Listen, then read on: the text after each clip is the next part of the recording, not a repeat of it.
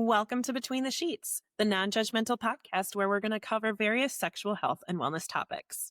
I'm your host, Dr. Stephanie Zwonitzer. I'm a urology and sexual health nurse practitioner, and I love helping my patients and listeners discover and develop their most satisfying sexual experiences. Between the Sheets is here to normalize the conversations about sexual health and cover everything from basic anatomy to the most taboo topics and everything in between. Real talk, real pleasure, one episode at a time. So come on, let's get between the sheets. This episode is sponsored by Boston Scientific and its educational website on erectile dysfunction, edcure.com. One study estimated that more than 50% of men over the age of 40 have some degree of erectile dysfunction, which can be frustrating and confusing. Go to edcure.com to find information on erectile dysfunction and treatment options, including long-term treatment options offered by Boston Scientific. Boston Scientific does not endorse any statements or opinions expressed during this episode. Hey, welcome back to Between the Sheets. I am so excited for today's episode. We have Keeley Rankin here today. She is a sex coach from the San Francisco, California area. She is putting out a sex class because she doesn't even have time for all of her clients. And she is just doing such amazing work. And I'm so excited for her to be here. She has a lot of background, a lot of knowledge, and she's ready to share. Welcome. What an introduction. Thank you. I'm so excited to be here. Yeah. This is wonderful. So I love that you have taken this like one-on-one, one-on-two kind of coaching that you do and developed this class so more people have access, because you and I both know in the work that we do, there are so many questions out there. There is so much misinformation or no information out there. So people are really struggling in their sex lives. Yeah. Absolutely. Around pleasure. I think of it. Yeah. It's like the issues with pleasure and how we relate to our bodies and our orgasms and sex and intimacy. I mean, there's such a need for this type of help. And so, yeah, it's been fun to create the sex class. It took over a year to create. Wow. But by the time we filmed it, I was so ready. I was like, let's get this out there. Yeah. Let's bring this to the people. And we've gotten great feedback so far, which has Awesome. been really, really fun to see the emails coming in. I'm like, wow, Yeah. oh my gosh. Yeah. The course did Absolutely. that for you?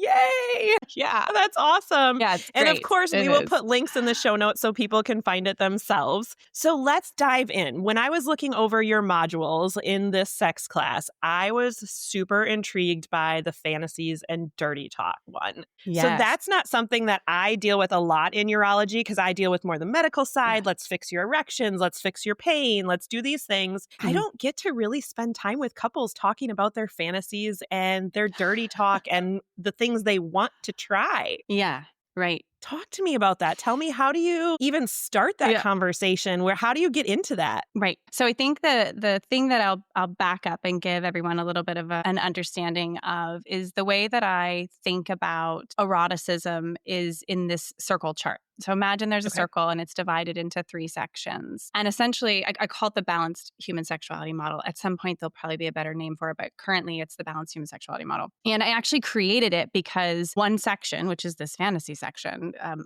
I had none of that. And I was sitting in this sex therapy training and people were talking about fantasies. And I was like, I have no idea what people are talking about. Like, I'm supposed to be sitting with clients around sex. I'm supposed to be helping people. And I'm like, I just don't even know where we're at in this space. So as I started to look at like, okay, what creates a space for an individual or a couple to have a really healthy, balanced sex life? Like, what are the things? What are the components of it? And I sort of broke it down into these 3 parts. So one section is relationships, intimacy, and love. And that's sort of the Hollywood space where most people are like, you know, I love you and let's have sex and be close. It's sort of what most of us think of. But if we only have that section in our lives, we often feel very imbalanced in our erotic worlds. Yeah. So another section is erotic embodiment or sensation-based experiences. So it's how we're actually feeling the sensation on our skin, how we're able to take things in, how we're able to follow impulses.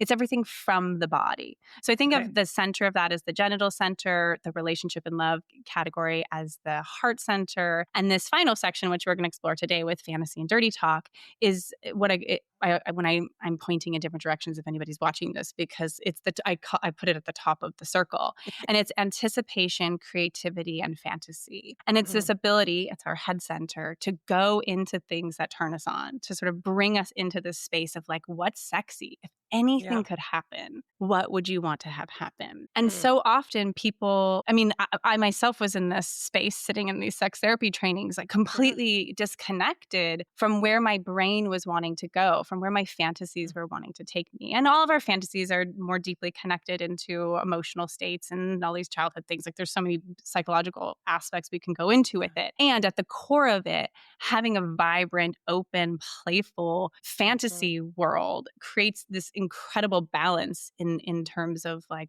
what's going on in our bodies and how we're connecting with our sexuality. So it's so important. I could not do a sex class without bringing in this big chunk of like, how do we do fantasy? How do we think about fantasy? And the dirty talk piece is because we can't talk about fantasy without how do we talk about Right. fantasy? And so few of us have ever used words like cunt or cock or Mhm. pussy. No one's walking around in their day-to-day world saying Right. those things out loud for the most part. And Yeah. so helping get people comfortable with just getting those words out of their mouth, much less Mhm. turning them into sexy sentences and Yeah. applying them in a story to somebody or talking to someone about it. It's an art. And Yeah. oftentimes people need lots of help with it. Yeah, no, I can totally grasp that because I have patients who will come in and, they're trying to use all the proper words because we're in a medical setting. I'm like, just use Right. your terms. However you refer to things, I'm going to know what you're referring to. Just be comfortable Right. while you talk to me because that it makes a huge Right. difference. Right, but do you find that some people don't refer to their genitals in any way? Like, Yes. they just don't ever even say any word for their genitals? Yeah, it's the private parts. It's, my Right, area down there, right, those kinds of things. I'm like, right. wow, like we really need to break through this barrier to have this more open and that it's okay to talk about these things. It's biology. Mhm. Right, right, absolutely. And when I think about like how we bring fantasy into our erotic worlds and how we take it into our couple, there is this once we get comfortable saying the words, we actually really want to be able to share them in a way that draws our partner into our erotic fantasies and Mm, sort of encourages this either back and forth sharing or this invitation into like, these are my fantasies. This is what's going on for me. And so there's sort of these like two components of dirty talk. One would be, sharing something live, talking about what you're seeing, maybe telling someone to do something, that sort of space. But then there's mhm, also this going into your fantasies and telling someone things that you imagine could be happening that aren't maybe necessarily happening in real life, which I think mhm. is really, really interesting and so much fun and adds so much playfulness to a couple's sexual world. Yeah, and I think you're right about how we don't necessarily create the whole storyline of it. We might have this like Right. little spark of an idea of something that maybe we want to try, but we've never really sat there with that and thought about, well, how do I want that to come to be? And what is the whole scenario and scene that I want Mm, that in? I'm right. single and in the dating world, and people will say things like, oh, what's a fantasy that you haven't lived out or whatever. And Yes. you hear things like, "Oh, well, sex in a public place," or, a threesome, Mm, or, very mm, basic, but nobody really gets right. Right. into, "I want to be talked to this way, I wanna be wearing this, I wanna be in this environment, getting touched like this, Mm, I want these mm. sensations." Like, it's so interesting to think about the way that you're saying, like, there's more to it than just, "I wanna have sex on a hike one day when somebody might walk up on us." Like, like, Right, right. there's Yeah. so much more to it than that. Yeah. Right, right. Which is, if anyone has that fantasy, that's a fantastic fantasy and it's a great thing to share with your partner. Yeah. And what's true about fantasy versus reality is that they're never the same.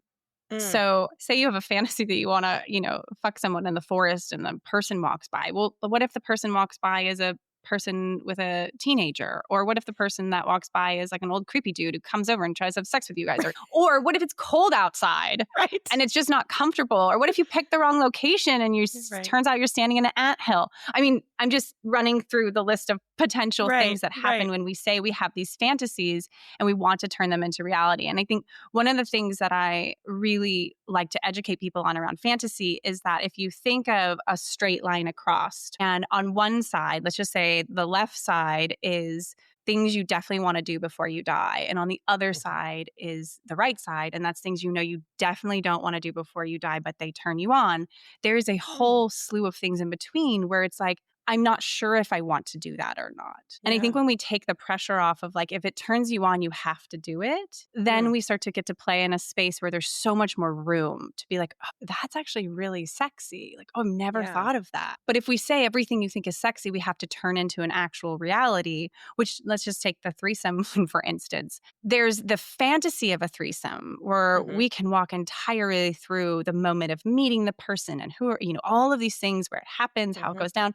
And then there's the reality of a threesome because let's just say it's you and another person, Yeah. you and your primary partner, you meet somebody, a third to join you, and maybe you find them on field or maybe you meet them at a bar and this thing starts to go down. You're dealing with an actual real person who is not going to just fall into this fantasy that you have in your head or fantasy you and your partner have made up because we're talking about real actual people. And so I often think it's really important for folks to say like, I have this fantasy which is beautiful and sexy and turns me on. And if we are going to go into the reality of this, Hmm. we've got to take off some of the pressure that we might feel for it to look a certain way. Because I think Yeah. oftentimes people do get disappointed when they're like, I want to go to a sex club. And then they go to a sex Hmm. club and they realize, like, wow, that was totally different. And there was a lot more things going on. And I was cold and it was too dark and my partner couldn't get hard or we didn't meet Yeah. anybody. I mean, there's so many different spaces when we take the fantasy into the reality. I don't mean to That's be such an bursting important anybody's thing. bubbles, but I think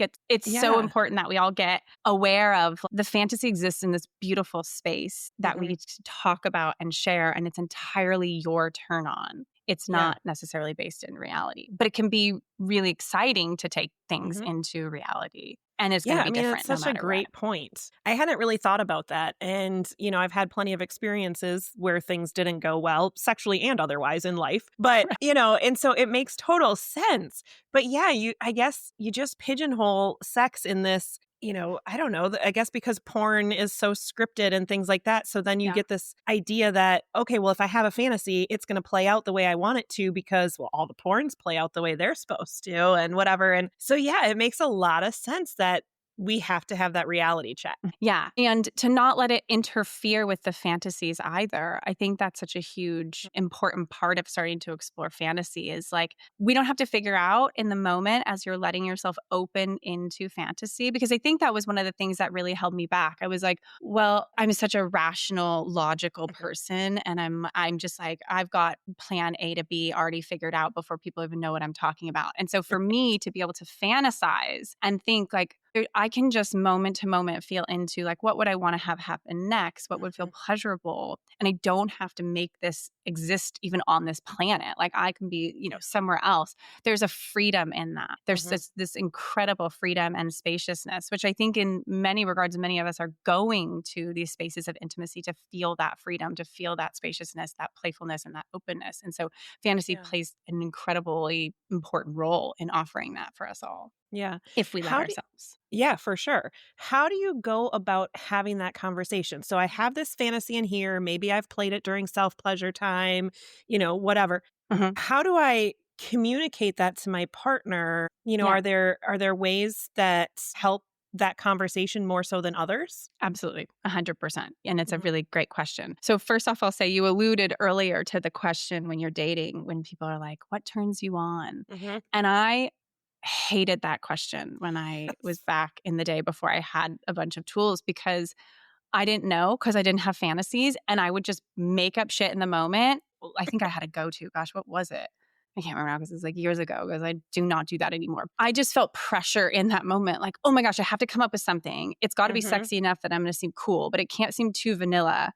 And I'm just literally making something up. And I realized as I worked with clients over the last 15 years, that question of like, what turns you on is actually, it takes away the vulnerability of the share of the person asking and it just puts it Mm. on the other person. And I think that's Yeah. also what I was feeling in those moments when partners would be like, well, what's your fantasy? It's like they want Mhm. to feel closer to me. They maybe want to explore some fantasies, but instead of coming forward and saying, hey, there's this thing that really turns me on or I'm curious about, here are some of the things that I like. When Mhm. you're ready, I'd love to know some of yours. It just became this like, tell me your fantasies. Mhm. And because I didn't have any, I had nowhere to go with that. And it's Yeah. interesting because I don't think I'm alone. There's plenty of clients that I'll work with and we'll start to talk about fantasy and they get oftentimes pretty quiet and they're like, I Hmm. just don't have any. It's actually very, very, very common that folks don't have them. And a lot of times I'll see with Okay. couples is that the partner will be like, of course you do. You're just not telling me. But the truth Mm. is, more often than not, people actually don't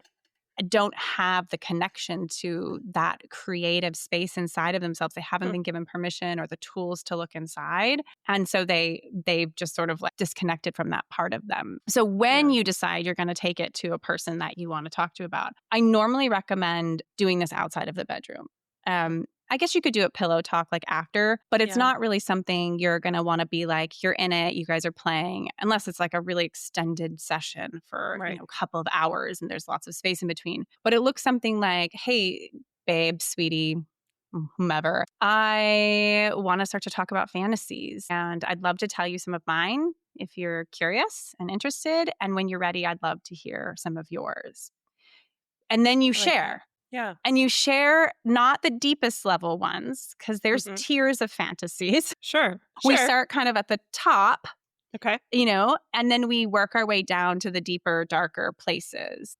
Okay. And we test people's ability to hold space for us and not shame Hmm. us. Because what happens if sexuality, there's any essence of shame that comes in and we feel Hmm. judged, we just hide that stuff down and we never bring it up again. And sometimes people do need time if fantasy is not something that anyone's been exposed to a lot Hmm. and they start to hear this person's fantasies rolling in, there is this like, we need time to let our partner process some of the things that turn us on and check in and see, like, are you still okay? Do you have questions about that? Because so many times our partners will hear us say, I'm really turned on by the idea of you with another woman and I want to have a threesome. And then the partner panics and is like, oh my God, we're going to have a threesome. Versus this, Right. we're starting the conversation and a scene reality is totally different. Let's Yeah. just look at what this is, what this could look like.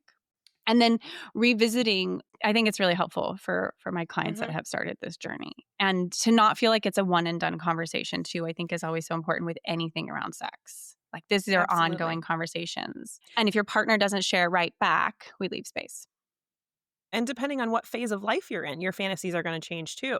When you have little kids, Yeah. your fantasy might just be having sex in the house with the kids at grandma and grandpa's, whereas, I am getting ready to empty nest. My youngest is a junior in high school. I only have 1 year Yeah. left. My fantasies right now are totally different. I want to be on that balcony in Italy. Like, it's so different. Yes. Right. Right. And I think that's one of the things that I really emphasize in sex class because it's something that I really have realized is underrepresented in the space of sexuality is how much our Mhm. eroticism changes over time. Like we are just, you are not the same. Your partner is not the same. Mhm. Your ex-boyfriend, your ex-girlfriend, no one is staying the same erotically. All of our desires are shifting and morphing and growing and things that we used to be interested in we're not anymore. That goes for touch as well. Mhm. Certain types of touch, certain ways of playing, certain fantasies, they're all shifting. And it's that constant communication of like, we're opening up a conversation about fantasy. We're not pigeonholing anyone into anything. Sure. Sure. So, for the people who haven't really been exposed to fantasies, how do they start to figure out what their fantasy is? Yeah. Yeah. It's a It's tough a one. great question. I mean, first things first is like, if you haven't been exposed, don't put too much pressure on yourself. This is a Mhm. long process for me being like seeped in the erotic space of like sex and all these trainings. I'd say really it took, gosh, like 6 to 8 years to really feel like comfortable and confident, not only knowing them, but being able to share them, knowing when I could share Mhm. them and feeling like I could confidently speak to them in a sexy way that was inviting somebody in. And Okay. so it's not just like you listen to this one podcast and you're Yeah. gonna like suddenly be like lit up with all of these Right. fantasies. It's really trial and error. It's trying different things on. So there's one route, which is like starting to watch a couple of different pieces of porn and just sitting Mhm. after you watch it and feeling like, was that sexy? What was sexy about it? What do I want to see again? I also really love erotica. Mm. Reading or listening to Yes. audios. I think that those can be really profound in terms of like what grabs you. And Mhm. just, There's so much negative talk around porn, which for good reason, it Yeah. actually can impact. If people are overusing porn, Yeah. also, they have no fantasies because I think of it like paint by numbers. If every time you go to a blank page and everything's spread out for you, you don't have to use any creative energy. And Yeah. so if someone's overusing porn, they actually lose access to being able to create the fantasies in Mhm. their own head. And also, there's lots of issues that we don't need to go into with porn. But in general, what it can do in a positive sense is give us access to things that we might not otherwise be exposed to or see Mhm. and just open up territory where it's like, wow, yeah, I didn't realize like that is kind of sexy. Like, Yeah. okay, I am interested in that. And so like I like to suggest if people are open to exploring porn for those reasons. And there's a lot of like very sexy movies. There's just little Mhm. things. And in general, it's this opening to pleasure and opening into like what grabs us, what Mm. pulls us in, and starting to be curious about that. And so, Yeah. an exercise I use a ton with clients that I say, like, just put this in your repertoire for the next like 3 years is I have folks close their eyes, get mindful, take a couple deep breaths, imagine that there's 3 doors in front of them. Mm. And behind each door is something really, really sexy happening. Anything in Okay. the world, anything in the universe could be happening behind these 3 doors. And then I'll just have them go to the first door, open the door, peek in, see what's happening, come out, go to the next door, open the door, peek in, come out, third door. And then we talk about like what was behind these 3 doors? Mm. What did they see? And then I'll ask them, like, is there any door you want to go back and revisit? Sometimes the answer is no, that was enough.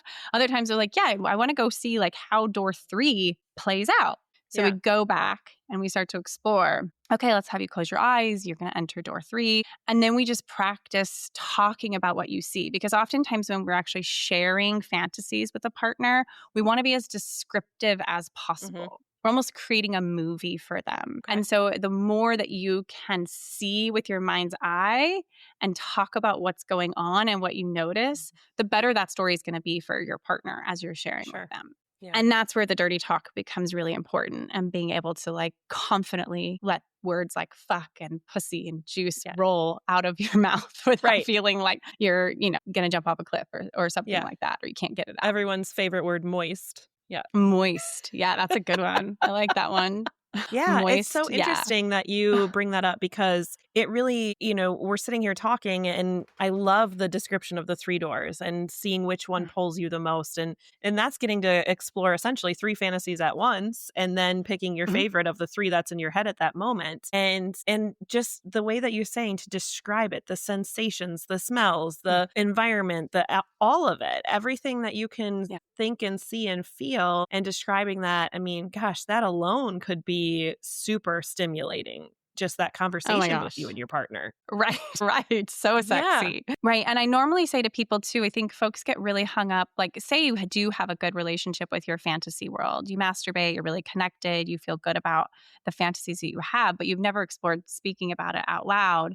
And I think one of the places that people get stuck is they feel like if they share a fantasy, they have to know exactly where the fantasy is going. And I really encourage people to lean into this space of like, you do not need to know how this ends. Like, Yeah. trust yourself and get used to trusting the impulses of what's pulling Mm. you into the next place. So that's why I actually love the doors because we're not committing to anything. If I Yeah. just say to someone, I remember when I started my practice and I was working in fantasy, I would say, like, tell me your fantasies. Some people you can do that with, right? Like, some people Yeah. will not panic, but a lot of people really, really panic in that moment for a lot of different Yeah. reasons. And so if you can say, like, we're not attaching to anything, like, let's just see what's there. Let's Mhm. just make some space, you know? For some Yeah. people, it's like every room is a different version of a massage, which is great. Mm. Like, let's Yeah. just start there. And then we'll just hang out and see. Like, the question to ask ourselves is if we wanted something sexy to happen next, what would happen? It's not the end. It's just what would be the next sexiest thing that could happen. I And love that's how that. we ride in the moment, a creative, here, now, what's going on versus, oh, I've decided this is how the fantasy goes. And Yeah. I've already made it up in my head, which really is not that exciting, really, I think, at the end of the day. Like, we want that fresh, new, I don't know.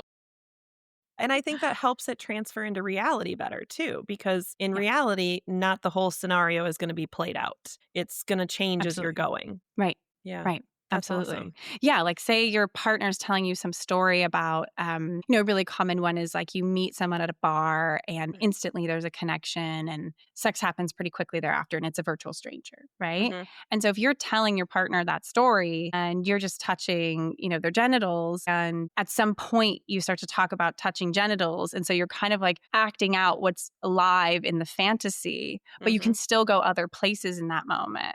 I mean, yeah, I think there's just these webbing together. And Mm-hmm. fantasy really is getting to know someone intellectually, which is incredibly vulnerable, but Yeah. creates really deep closeness. Yeah.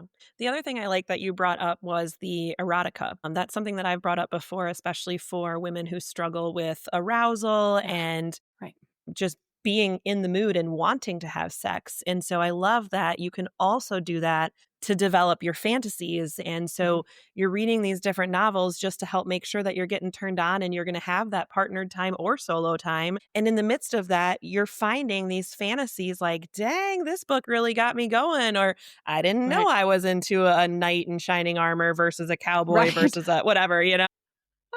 Yeah. And so Right. it's so cool to explore that. Right. And if we can ask ourselves, if we can notice that we're turned on and we can ask ourselves, like, like, what was it about that? Then we can expand out. Like, Hmm. I often think about like, there's sort of like core things that turn us on. And it's unlikely, I would say 99% chance that the core thing that turns you on is not going to be the core thing that your partner is turned on by. So we have to fan out from our core fantasy. Doesn't mean that they're not going to come over and play in our fantasies sometimes, but it's unlikely that they're going to want to stay just in that core place. And so we have to Hmm. fan out and see other options, other ways to play. And so having all of that space is really important. Yeah. Yeah. Oh, that's awesome. I love that. So, how do you kind of help your clients navigate? One of them really wants dirty talk in the bedroom during sex. How do you kind of help navigate? Like, there's versions of sexy talk. There's version. Yeah. Yeah. Right. But there's also, like you said earlier, Yeah. cunt and pussy. And for some people, those are sexy terms. And other people, they're major turnoffs. And I'm going to be done Right. having sex during those Panic. words. So, how do you Yeah, kind of right, like right. figure They out need what's going to work for vulva you? or yoni, Right. princess. Yeah, yeah, yeah. Yeah. Right. Yeah. So I mean, there is sexual mismatched couples Hmm. out there. And it's really tricky when those people are married or in a deeply Mm. committed relationship. What do you do when one person's like, I want to bend you over this couch and fuck you hard and try and get in your ass and tell you all these dirty things. Yeah. And the other person's like, I want to do eye contact and take deep breaths and have you stroke my body softly and tell me how beautiful my skin is and that you'll lay with me here forever and put your fingers in me Yeah. and slowly make me come over 3 hours, right? I mean, Right. these are just different turn ons. Yeah. And there's not necessarily an easy route through that. It's just communicating and talking about what people are open to. Sometimes it is as Yeah. simple as like, hey, can you switch your word pussy to yoni? Mhm. And that works. Yeah. There are cases where some people feel very, very intruded upon with dirty talk, Mm. that there's any sort of communication that happens that just feels uncomfortable for them. And Sure. it's just a conversation between the couple. What does Yeah. that look like? How does that happen? Maybe that partner that likes dirty talk does dirty talk while their other partner isn't participating necessarily fully with their body. It's like, there's ways Mhm. around it. Again, it's just Yeah. a question of seeing. And I think the thing is too, sometimes when I have had experiences with people where one partner is like, I really just don't like you talking. There Hmm. can be reasons why. So we'll explore in session, like, okay, I'm gonna have this person say something to you and tell me what you don't like, right? Tell me what happens in your Yeah. body, tell me what you're hearing. And it's often has a lot to do with the delivery and Okay. oftentimes a lot of shame. Like it's not okay to Mm. say these things. Again, this is a very huge blanket statement. Everyone's very Yeah. different and there's lots of Yeah. different things that can happen. But there's this feeling of like it's not appropriate to say those Mhm. things it's not who I am to let those Mhm. types of words come out. And so the question becomes like, is it truly that you're not turned on by that? Or is it that you're Right. so kept in shame that you can't step out of that space for yourself? Right. And those are two different things. Like, I'm not turned on by this and I'm standing in my erotic power is very different than I don't have my erotic power and I feel really embarrassed about sex Yeah. in general. Yeah, that makes a lot of sense. Yeah. Interesting. So, all right, we've got these fantasies out there. We're doing what we think we are needing to do with our partner. So, what about partners who struggle with mismatched libidos or getting to that orgasm or whatever? Like, how do we kind of transfer from, all right, we have these ideas now, there's these things we want to explore, but like actually Uh, getting to it and doing things, because sometimes we've talked about mm, reality. Sometimes reality just doesn't line up with what we think we want or what we're going to do. And I have a lot of couples that come in for erectile dysfunction, but the bigger issue isn't just that he can't stay hard. It's that, well, he can't stay hard because he watches porn all the time and masturbates because she mm, is not in the mood. Or right. she has pain with sex. And so she doesn't want to do that Mm, more and things like that. So, right. there's so much more to a a coupled sex life, right? When you're by Yeah. yourself, you can decide everything. So, how do you kind of help your clients navigate the intricacies of just being together at the same Mm. time and desiring each other? Right. Yes. Just this small topic. Just, yeah, no big deal. If you could just wrap it up in a No sentence big for me, that'd be deal. great. You can do this in two. Yeah. So every couple is very, very different. Hmm. When we talk about mismatched libidos, yes. I mean, everyone has mismatched libidos. There's Hmm. nobody who's just moving in the same territory as you, turned on when you're turned on. I mean, it's just not a thing. Like, you are your own Yeah. person and you feel your own arousal. I think when people start talking about mismatched libidos, they talk about a person who's wanting sex every day or every Hmm. other day or a couple times a week, and a person who's like, I'll take sex once a week. I'll take sex twice, once a month. Yeah. And we're talking about that sort of difference. And I Right. think starting to look at the person who has less sex drive, is there anything that they're not getting Hmm. around eroticism? And sometimes they don't know the answer to this or not, which is the Yeah. exploration. Sure. They think might help them be interested in connecting more. And then the person with the higher sex drive is to help them look at, like, what is it that you're truly looking for when you go into this erotic space? Is it that you're just looking to come? Is it that you're looking for a deeper connection? Is it that you're looking for attention? Like, what's underneath that Yeah. drive? And none of this is to shame anybody. It's just to understand kind Right. of like what we're coming to these dynamics holding and what it's with. And then Yeah. it's just assessing, is there room for change and updating and exploration? Hmm. Sometimes there is, sometimes there isn't. I'm always the forever rational person here. And I think what we're also talking about is seduction, Mm. Yeah. because how couples get into the erotic space has a lot to do with how we are actually seducing. And many people get, my experience, especially people with children, I have one, so I'm very aware of this. We get lazy. We're like, hey, you want to have sex Yep. tonight? Because it's like, I'm not going to put in the 10, 20 minutes to see like if I Yeah. could seduce you. Like, I'm just going to ask if we're going to do this or Yeah. not. And I'm just going to go watch my show if we're not. Right. And so I think there can be this habit that we get into out of Hmm. practicality. And so it's shifting and turning back towards, like, how do we actually seduce each other? And because that's ever changing, which we talked about earlier, there's lots of different parts to that. The thing that worked Yeah. last week might not work this week, or the thing that worked 2 years ago in Greece doesn't work anymore over here Right. in Paris or whatnot. Yeah. And so it's having that open-minded curiosity, the communication. I think the Hmm. piece that a lot of people don't think about too is that, like, there has to be safety within the couple first and foremost for people to want to be Yeah. sexual. So it's assessing emotional safety and closeness and seeing, Hmm. like, does each person here feel safe to be here, to be themselves Yeah. and to express themselves sexually? And once that's established, then we can start to look at, okay, like, what are turn-ons? Yeah. But I will say, more often than not, people just don't know what they are. It's not necessarily that they're not communicating them with each other. It's that they don't really know how they want to be touched. They don't know if they Yeah. want sort of a grounding, holding, maybe even like a slap on the face or something, or pull Hmm. of the hair,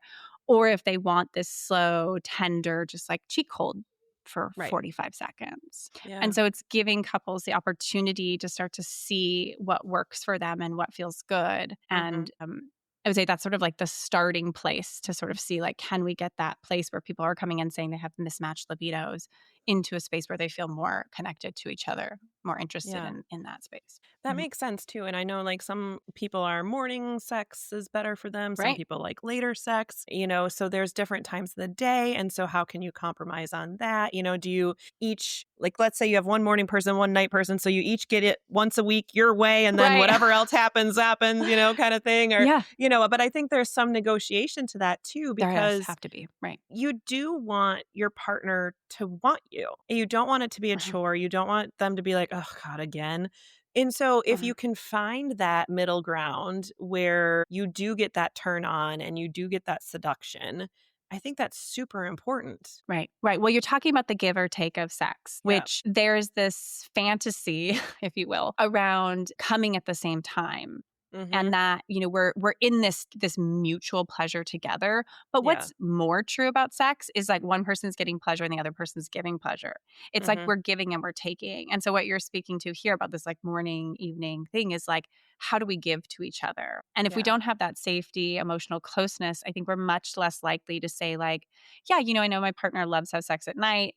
I love the morning, but you know what? Like, I want to give things to my partner. And so I'm going to engage them at night because I Mhm. know that's what they want. And I feel generous with them. And it's this give Yeah. take that happens around eroticism. Absolutely. And I think there's ways to say, like, hey, I don't feel sexy at night because, I've been going all day, whatever. I really need to have a shower to feel sexy and to want to have sex. And your partner who likes it at night could say, like, cool. As soon as dinner's over, I'm going to clean the kitchen and do the dishes. You go take your shower, baby. And maybe that can be your compromise, you know? That's a huge component is how are we taking care of each other and how are we learning what the other person needs? Because those showers, man, I'll tell you, they are a big deal for a lot of people.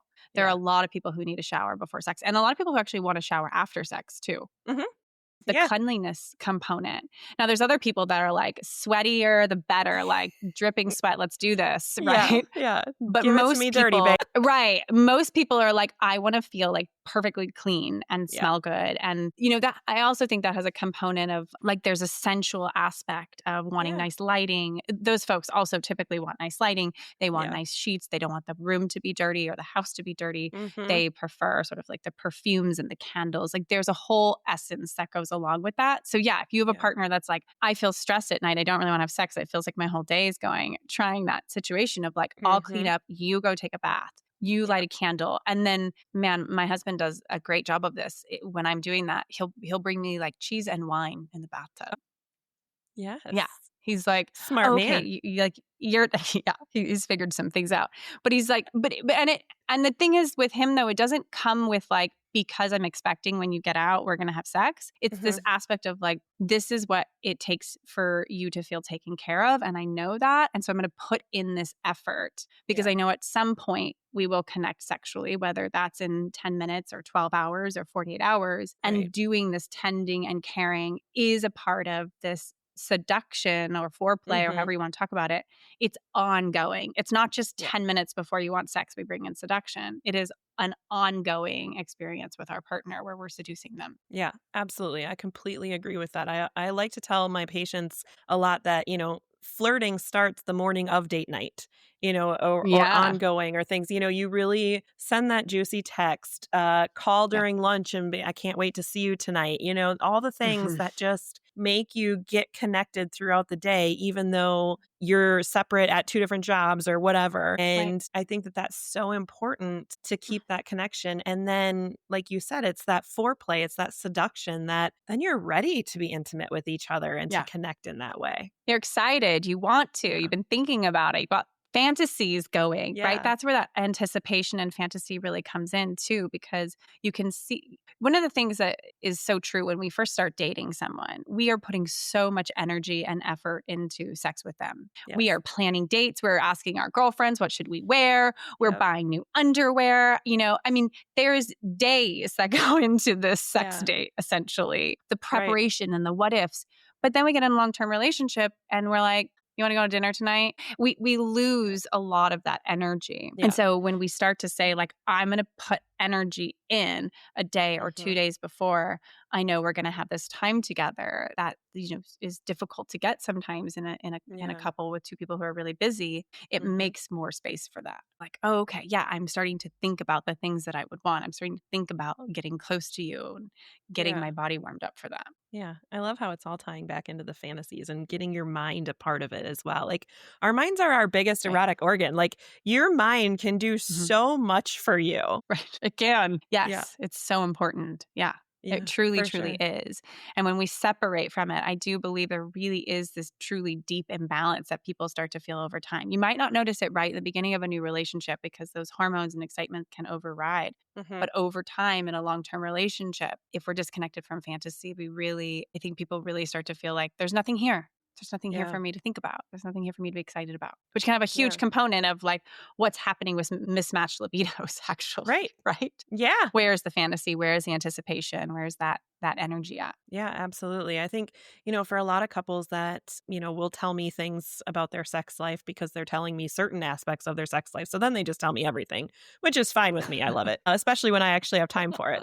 But, Right. I think it's just so great when they get to the point where they understand it's not just he wants more sex, I want less sex. It's there Mm. are different components to it. Yeah. It's what do I actually want? What does he actually want? And how can we get Hmm. those things? And if they can start talking about it, that is such a game changer. Right. Absolutely. Right. To take the shame away and the Mhm. blame, because I think a Yeah. lot of times when we start to have conversations around sex, because there's just not enough people talking openly about sex and it feels really Mhm. scary. And we all come with all these stories and all of our histories, and people start to get really blamey because they feel a lot of fear. And it's like, well, things aren't going right. And so something's wrong with you or something's wrong with me. But oftentimes Mhm. it's not, no one's in trouble. It's no one's fault. Right. Like, we're not going to get to anywhere blaming each other.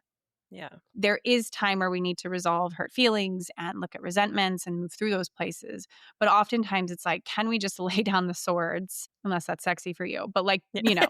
lay down the swords and take a deep breath and just start to have a conversation and notice where the trigger is. Because I think sometimes people hold back to telling fantasies because they're worried my partner is not going to be okay with it. I can't Mhm. tell my partner that I fantasize about a blowjob because I know that they don't like it. And I'm worried if I tell them it's going to upset them. Or I can't tell my partner Mhm. that I fantasize about shower sex because we've only ever had sex, in the bedroom. And that's going to make them feel like I've been withholding from them. And Mhm. there's all these reasons that people stop sharing out of fear that they'll be judged. Again, that's Yeah. that choosing to share fantasies up here. And as we get to know people more and we build trust and safety, we go down further and further. Now, I picked for some people, those would be very intense shares, but I think there's a lot of people who are like, well, those aren't even fantasies. What are you talking about, Yeah. Keely? But everyone's starting at a different place. Yeah. And so for someone who's listening right now and they're like, I'm really connected to my fantasies, but my partner's never shared any, that actually may be where your partner is in this Mhm. category of like just the blowjob space. So Right. it is also seeing our partners for where they are without panicking. Like, well, if they're up here, they're never going to get down here. And it's Right.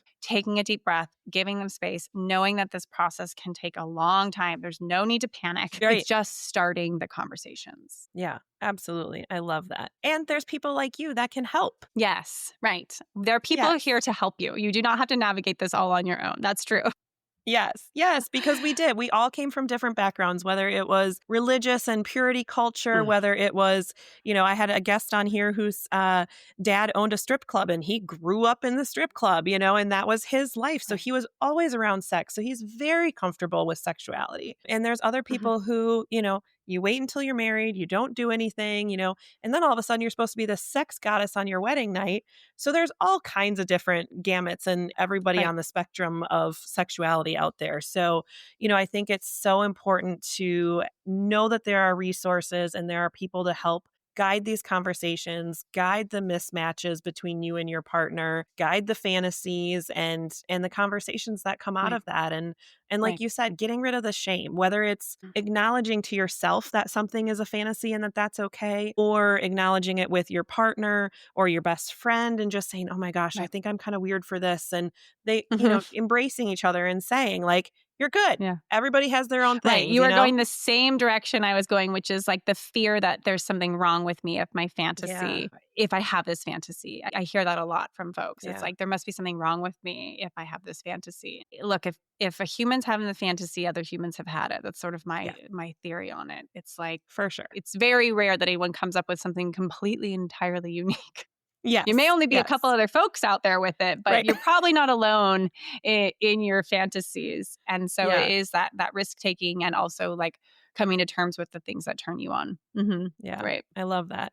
So before we wrap up, tell people a little bit more about your class, and then we will put in Great. the show notes the link to it so that they can find it. But I'm obsessed with this class. But thank you. Yeah. So it's called Keeley Sex Class and it's 12 modules. It's about 8.5 hours long. I don't say that to scare anybody, more just to say like it is a breadth of work. You can take it at your own pace. And it moves all the way through erotic embodiment, the piece we talked about before, into relationships, into the fantasy space and even into like how to have conversations about like STDs and STIs at the end. There is tons and tons of information. There's lots of exercises like the door exercises in there and many, many, many, many more. There's homework and journaling, and you can take it. I really wanted to make it for people to take individually, but also accessible for couples, because I feel like a lot of times folks go through these big changes in their lives and they realize like, I want to work on my sexuality, but I don't have a partner. And so I made the course for folks that are not partnered actually. And even if you are partnered, but your partner doesn't want to join you in this, you can take it completely solo and get a ton out of it. And so the whole angle is to sort of like up level people's sexuality, to take them from where they are and give them a bunch of tools and a bunch of information to help them step into their sexuality and step into their pleasure and be more connected to themselves. So it's not a cookie cutter model of like, this is how sex looks. This is how you should be. You should do this thing, this thing, this thing, this thing. I do have a module in there. It's all about sex acts. And I do talk about like, here are the most common sex positions. And here are the, these things that answer a lot of really specific questions, but really the course is aimed at helping you understand your sexuality, because I don't think telling you how you should be or telling you what works for me is actually going to get you what you want. You're not going to stay connected to your pleasure and your sexuality, which my goal is to help people stay connected, centered, grounded, and excited and playful in their like energy. So you can find that at my website, which is KeeleyRankin.com. And if you just pop into courses, you'll see that there. And we also have another course on there for folks who struggle with early ejaculation. That was my first course that I had made a couple years ago. And that will help anybody who's got that coming quickly thing going on. Yep. There are some really great tips and tricks out there to work with that. There are medications, but those have side effects. And so I'm always hesitant to prescribe those. So I love when there are other options to send my guys to and say, try these things. Let's keep the medicines as kind of a last resort. They do a good job for some people, but they do have side effects. Right. So they do. Right. Yeah. Well, thank you so much for being on here, Keeley. This was an amazing conversation. Oh, I had such a great time. I hope people find it really, really helpful. And if anybody has any questions, feel free to reach out and hopefully I can answer them. Awesome. Thank you so much. And of course, we will put the links in the show notes. And thank you, everyone, for listening. We will see you next time when we get between the sheets again. Thank you for joining us and exploring sexual health topics here on Between the Sheets. New episodes are available every Wednesday.